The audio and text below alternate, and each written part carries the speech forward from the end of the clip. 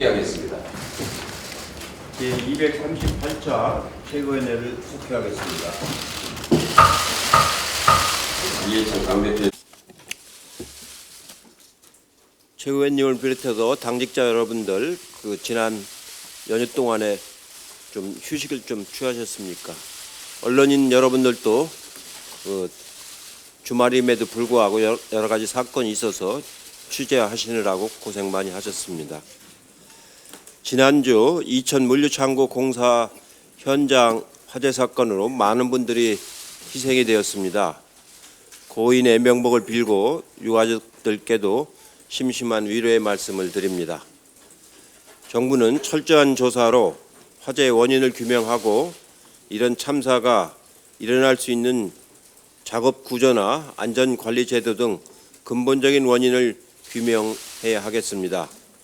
당도 오늘 노동 현장 안전 특위를 구성해서 재난 대비 관련 법과 제도를 다시 한번 정비하는 계기로 삼도록 하겠습니다. 수익성이 강조되고 하청 구조가 후진적일수록 재난 대비 비용을 경시하는 풍조가 생길 수밖에 없습니다. 사람의 생명과 안전은 결코 비용으로 환산될 수 없는 가치이며 국가는 이 가치를 수호해야 됩니다. 올해 고성 산불 진화에서 보듯이 철저한 대비는 경제적인 손실도 최소화할 수 있습니다. 당정은 재난대비 제도 정비와 강화를 21대 국회의 핵심 과제로 삼도록 하겠습니다. 고성 산불 진화에 아주 헌신적으로 고생을 하신 소방대원들에게도 다시 한번 고마운 말씀을 드립니다. 코로나19 방역체계가 모레부터 생활 속 거리 두기로 전환이 됩니다. 45일 만에 생활 방역 전환이 가능해진 것은 우리 국민들의 성숙한 시민의식과 방역당국의 신속한 대응 그리고 의료진의 헌신적인 노력 결과입니다.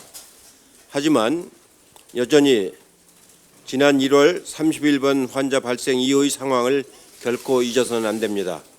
이번 전환은 생활 속에서 방역을 실천하는 것이지 긴장을 풀거나 대응 태세를 이완하자는 것은 아닙니다.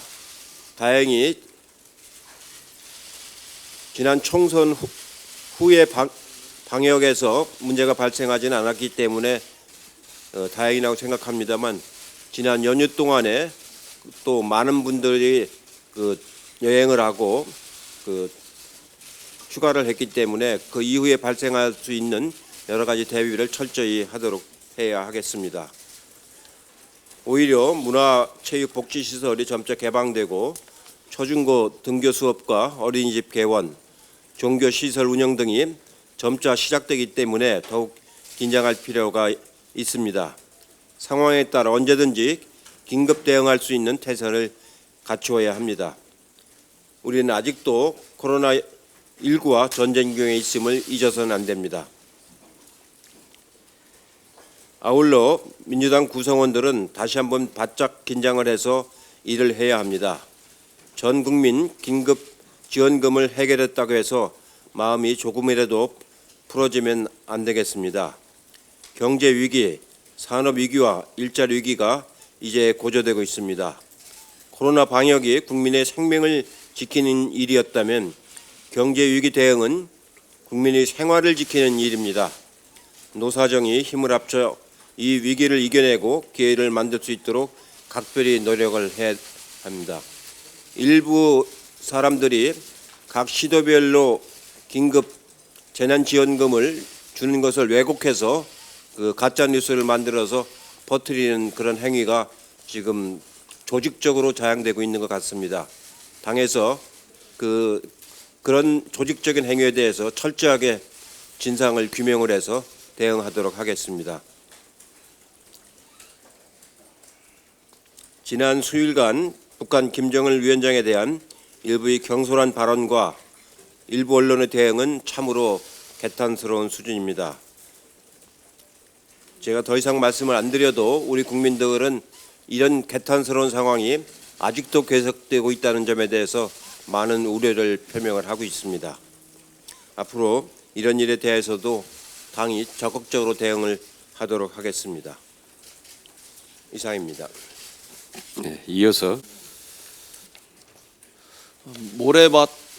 내일 모레부터 생활 방역을 통한 새로운 도전을 시작해야 합니다. 45일 만에 소중한 일상을 되찾을 수 있는 새로운 길이 열린 것이기도 합니다.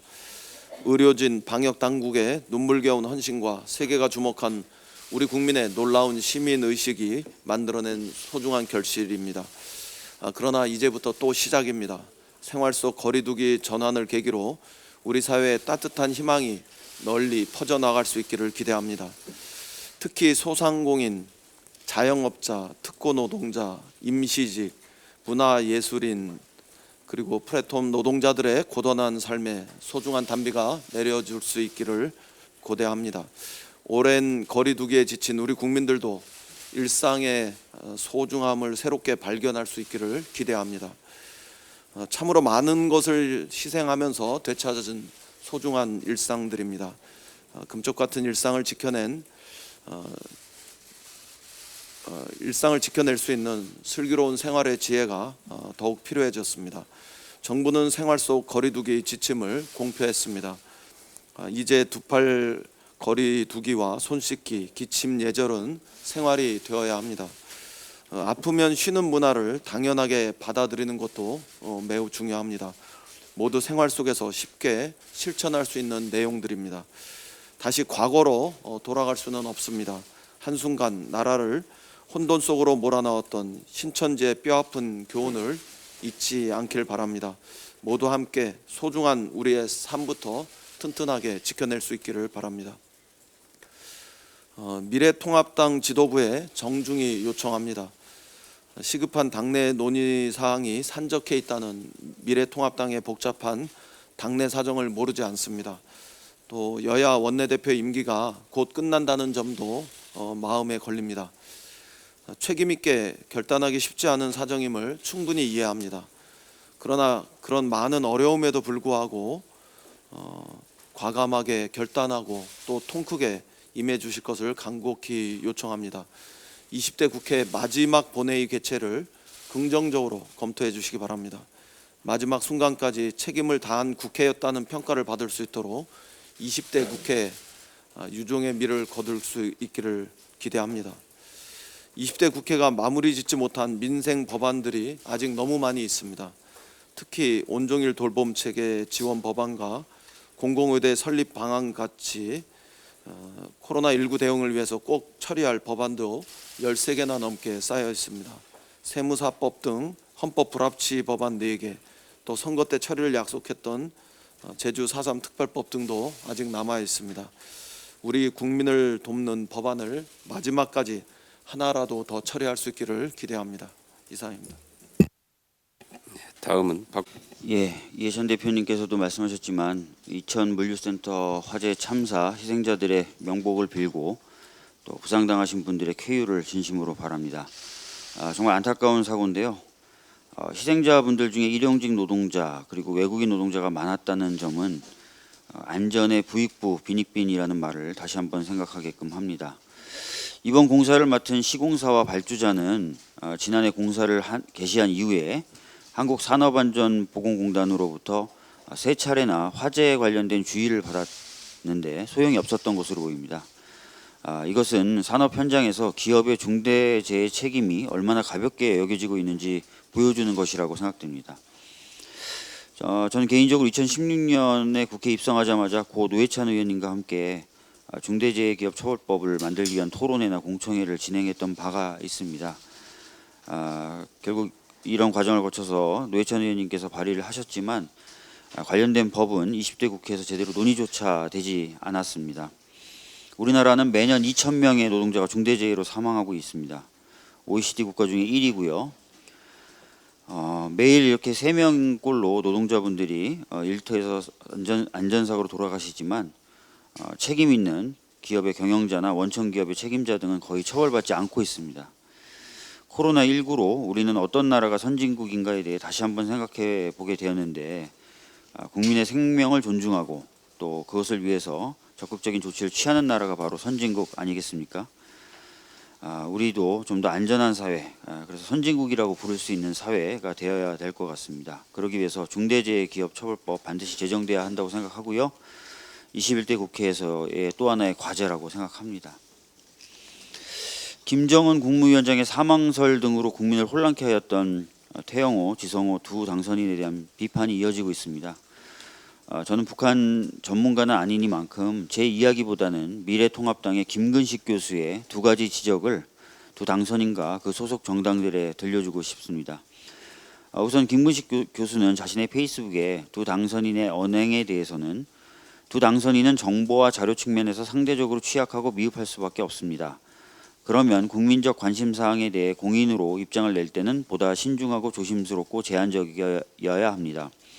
CNN에 일어서거나 걷지 못한다고 확언하거나 국내 언론에 죽은 게 확실하다고 확언하는 건 분명 잘못된 태도이고 북한 전문가로서 부적절한 자세입니다. 라고 지적했습니다.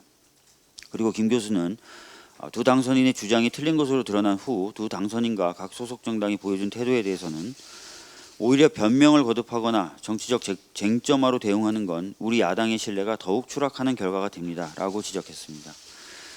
김 교수의 지적대로 두 당선인과 그 소속 정당은 이번 일 계기로 자칫 큰 혼란을 불러일으킬 수 있는 상황에서 보다 신중한 태도를 보여주기를 바랍니다. 이상입니다. 네. 경기도 이천 물류창고 사고는 참 뼈아픈 사고입니다. 똑같은 사고가 12년 전에도 있었는데 이런 일이 그대로 녹화 테이프를 보듯이 반복되는 이 현실에 정말 무한한 책임을 느낍니다. 우리 사회 구석구석에 여전히 재난 안전망이 제대로 갖춰져 있지 않고 있다는 것을 확인할 수 있었습니다. 인화 물질 작업과 발화성 작업을 동시에 진행한다는 것은 시간과 돈을 아끼기 위해서 사람의 생명을 가볍게 여긴다는 것, 바로 그겁니다. 어떻게 사람의 생명을 소중히 여길 수 있도록 우리가 법과 제도를 정비할 것인가, 이것은 더불어민주당과 또 문재인 정부 또 21대 국회가 반드시 해야 될 일이다, 이렇게 생각을 합니다. 고성 산불 사고도 참으로 1년 전에 일어난 것과 거의 같았는데 12시간 만에 진화가 됐습니다. 소방관 또 모든 공직자분들께 감사드립니다. 그리고 지역 주민들께도요. 다행스럽게 인명피해가 없었는데 체계적 진화와 총력 대응이 가능했던 것 가운데, 그 이유 가운데 하나가 소방직 공무원의 국가직 전환도 빼놓을 수 없다, 이런 평가에 저는 주목을 합니다. 우리가 이 두 가지 사고에서 얻는 교훈은 매우 간결하고 명료합니다. 지적된 문제에 대해서는 즉시 바로잡는 것, 그리고 제시된 처방에 대해서는 즉시 실행하는 것, 이것이 우리 주변의 재난안전망을 갖추는 매우 중요한 실천 덕목이 될 것입니다. 이 두 가지 사례에서 저는 20대 국회가 남아있는 시간 동안 꼭 해야 될 일이 있다고 생각을 합니다. 적어도 세 가지 정도입니다. 하나는 국가 재정 운영의 철학과 원칙을 확립하고 사회적 합의를 도출해내는 노력을 20대 국회가 마지막까지 할 필요가 있다고 봅니다. 우리가 긴급 재난지원금을 놓고 70%에게 줄 것이냐 100%에게 줄 것이냐, 제가 보기에는 불필요한 논란으로 사회적 국가적 에너지를 소모했다고 봅니다. 그리고 또 하나는 이 과정에서 꼭 끼어들었던 것이 재정 건전성입니다. 재정 건전성, 사실은 어디에 법적 근거도 없는 이 재정 건전성을 놓고 논란을 벌인 것조차 저는 이것도 불필요한 것이 아니었는가. 이 재정 건전성 논란이 이런 국가적 위기 때 등장해서 그것을 위기를 극복하는 수단과 방법을 우리가 마련하는데 장애 요소로 이용된다면 그것은 대단히 불행한 일이 될 것이라고 봅니다. 코로나는 물론이고 양극화, 저출생, 고령화, 이 모든 문제를 앞두고 재정 건전성에 대해서 우리가 다시 한번 생각을 하고 국가 재정 운영의 철학과 원칙을 분명하게 확립할 필요가 있다, 이렇게 강조해서 말씀을 드리겠습니다. 둘째는 고용 안전망 구축을 위한 관련 법안을 당장 통과시키는 것입니다. 코로나 감염병 방역에서 굉장히 중요한 바탕이 됐던 것이 전 국민 건강보험 제도라고 지적하는 전문가들이 많이 계십니다. 코로나 경제 위기 극복에 성공하기 위해서 꼭 필요한 것이 전 국민 고용보험 제도라고 생각합니다. 이 전 국민 고용보험 제도 그리고 한국형 실업부조제도인 국민취업지원제도 법안은 당장 이번 국회에서도 처리할 수 있을 겁니다. 셋째는 N번방 후속 입법입니다. 일부 진전이 있었습니다만 이제 시작 단계입니다. 꼭 강조하고 싶은 것은 온라인 사업자에게 사회적 책임을 부여해야 한다는 것입니다. N번방과 같이 온라인에서 이루어지는 조직적인 범죄를 예방하기 위해서 디지털 범죄단체 조직체를 신설해야 한다는 것입니다. 그리고 피해자가 가해자뿐만 아니라 온라인 사업자에게도 징벌적 손해배상을 청구할 수 있는 규정을 마련해야 한다는 것입니다. 이런 것들이 이루어져야 실질적으로 N번방과 같은 디지털 성범죄를 근본부터 뿌리 뽑는 그런 장치가 될 것으로 믿습니다. 이상입니다. 서른 최고위원의 발언. 5월 1일 순천 비료공장 준공식에서 모습을 드러내면서 태영호, 지성호 당선자의 주장은 가짜 뉴스로 밝혀졌습니다. 두 당선자는 근거 없는 무책임한 주장으로 국민 혼란과 안보 불안을 부추긴 것에 대해 사과하는 게 마땅할 텐데 반성과 사과는커녕 과연 건강에 문제가 없는지 속단하지 말자는 등 명확한 근거 없이 또 의혹 제기에 나섰습니다. 북한의 권력 공백에 대한 인식 자체만으로도 한반도 정세에 큰 영향을 미칠 수 있고 남북 관계는 돌다리도 두드려보는 심정으로 대해야 합니다. 더구나 국회의원은 정확한 정보와 객관적 사실에 근거하여 말과 행동을 하는 것이 중요합니다. 지성호, 태영호 당선인은 탈북민 당선인으로서 잘못된 행보를 하면은 그 피해가 오롯이 3만여 명의 탈북 이탈 주민, 북한 이탈 주민 모두에게 피해를 끼칠 수 있다는 것을 분명하게 알아야 합니다. 정부 당국이 특이 동향이 없다고 밝혔음에도 불구하고 무책임한 주장으로 안보 불안을 조장하고 국민 혼란을 부추긴 것에 대해 두 당선인은 분명한 사과를 해야 합니다. 사과하지 않고 반성하지 않는 두 당선자에 대해서 미래통합당은 징계 절차 등 분명한 태도를 취해야 할 것입니다. 이상입니다. 남인순. 오늘은 제98회 어린이날입니다. 대한민국의 모든 어린이가 행복하고 건강하게 성장하길 기원합니다. 1989년 유엔 총회에서 만장일치로 채택된 유엔 아동권리 협약은 생존권, 보호권, 발달권, 참여권을 아동의 4대 권리로 천명하고 아동계에는 특히 특별한 보호와 도움이 필요함을 명시하고 있습니다. 하지만 대한민국에서는 여전히 많은 아이들이 보호와 권리의 테두리 밖에 놓여 있습니다. 특히 이번에 다크앱 사건과 텔레그램 N번방, 성착취 사건 등을 통해서 가시화되었듯이 아동 청소년에 대한 성착취 문제가 심각한 실정입니다. 이런 가운데 다행히 지난 4월 29일과 30일 국회 본회의가 열려서 형법과 성폭력 처벌법, 아동 청소년 성보호법 등 디지털 성범죄 및 아동 청소년 성착취 근절을 위한 법안이 통과가 되었습니다. 어린이날을 맞이해서 우리 아이들을 성착취를 포함해서 모든 종류의 폭력으로부터 보호하는 것은 국가의 중대한 책무이자 의무라는 점을 다시 한번 되새깁니다. 우리 당은 단 한 명의 아동도 배제됨이 없이 보호와 존중 속에서 건강하게 성장할 수 있는 대한민국을 만들기 위해서 더욱 최선을 다하겠습니다. 고성 산불이 12시간 만에 진화되었습니다. 소방직 국가직화로 전국의 소방 동원력이 발동됐고 이로 인해 일사불란하게 움직일 수 있었습니다. 밤새 산불 진화 애써주신 소방당국과 산림청, 군인, 경찰, 지역 주민의 노고에 감사를 드립니다. 김정은 북한 국무위원장 사망설 등 건강 이상설을 제기한 미래통합당 태영호, 지성호 당선인을 보고 있자니 국회의원이 갖춰야 할 말의 무게가 얼마나 위중한지 경각심을 갖지 않을 수 없습니다. 사망의 90% 확실하다라는 확정적인 언어로 국민들을 불안에 떨게 하고 혼란스럽게 만들었습니다. 두 사람의 발언이 사실이 아니라는 게 밝혀진 이후에도 사과는커녕 김정은 위원장이 카트의 탄점은 의문이라며 공세를 멈추지 않는 태도는 비겁해 보이기까지 합니다. 잘못된 정보나 악성 루머 등이 매우 빠르게 확산되면 잘못을 바로잡기가 어려워지는 현상을 인포뎀이라고 합니다.